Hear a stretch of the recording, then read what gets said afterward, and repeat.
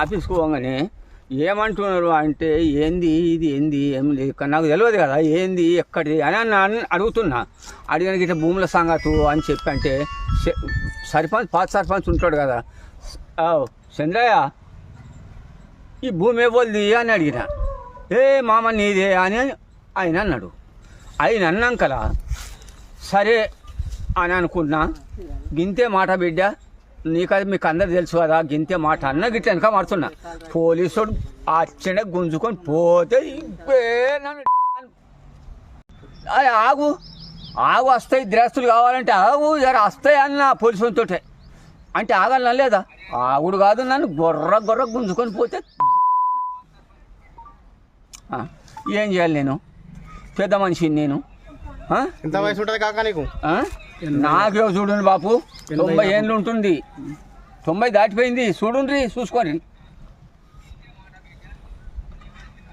నన్ను ఇంత ఘోరం చేసుడు.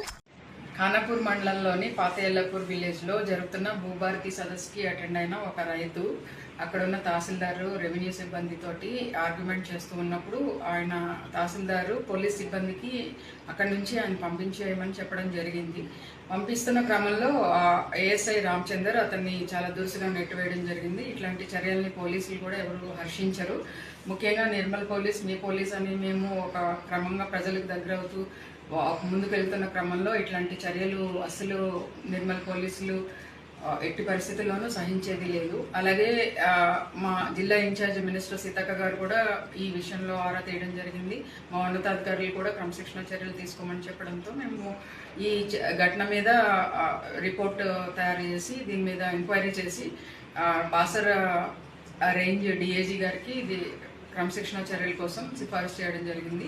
ఈ రామచందర్ ఏఎస్ఐని డిఐజీ సస్పెండ్ చేశారు, విధుల నుంచి తప్పించడం జరిగింది.